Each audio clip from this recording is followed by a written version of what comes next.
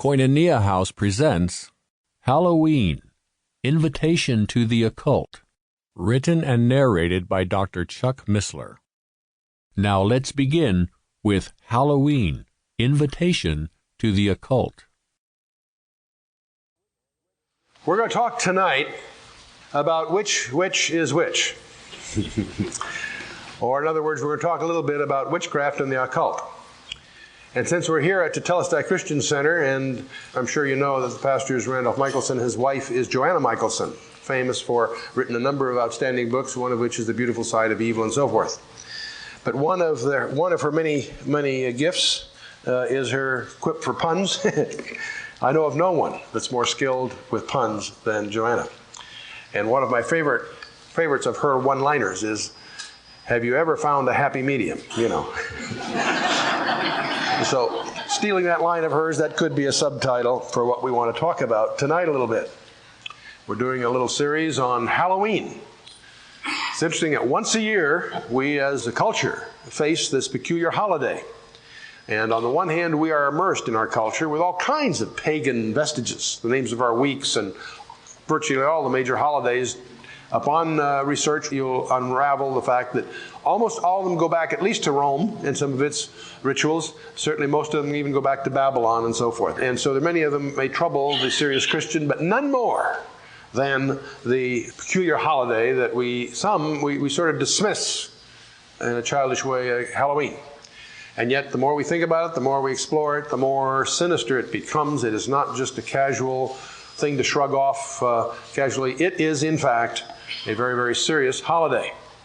And as Pat Matriciana has so colorfully pointed out, for a Christian to celebrate Halloween is like asking a Holocaust survivor to celebrate Hitler's birthday. In fact, by the way, Pat at the last Vail conference did an interesting thing. He opened up the conference discussing this conversation he had with John F. Kennedy.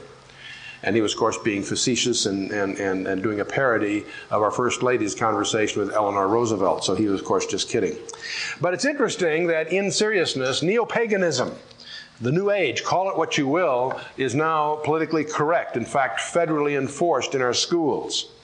And so we'll discover more and more the occult in its various shapes and sizes and various forms is becoming increasingly promoted in our society.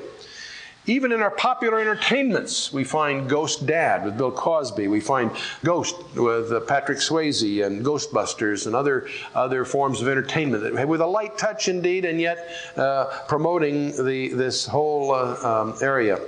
There are, of course, if you've traveled at all, you know there's psychic hotlines being promoted everywhere, 900 numbers and so forth, and I think Dave Hunt and others would even put the Myers Clinics in that category as close cousins. The area of the occult is real, it's active, it's malevolent, and it's out to do you harm. And one of the things I hope you'll take away from this evening's discussion is the reality that these things are not to be dismissed as colorful pastimes, or not to be dismissed as casual games. They are serious. They are the result of deceptions by very powerful sentient beings whose skill and weaponry is primarily in the realm of deception.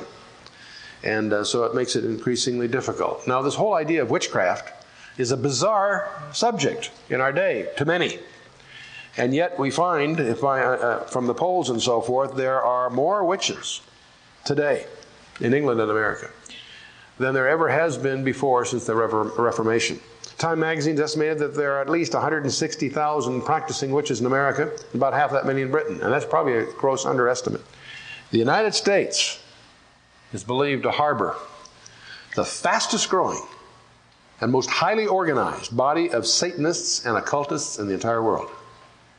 Now, when we speak of the occult, this term can embrace a broad collection of things, including mediums, and the more popular term today for the same thing are channelers, clairvoyants, psychics, spiritists, diviners, mystics, gurus, shamans, psychical researchers, yogis, psychic and holistic healers, astral travel, astrology, mysticism, Ouija boards, tarot cards, contact with the dead, UFOs, we'll talk a little more about that, and thousands of other practices Sample complete.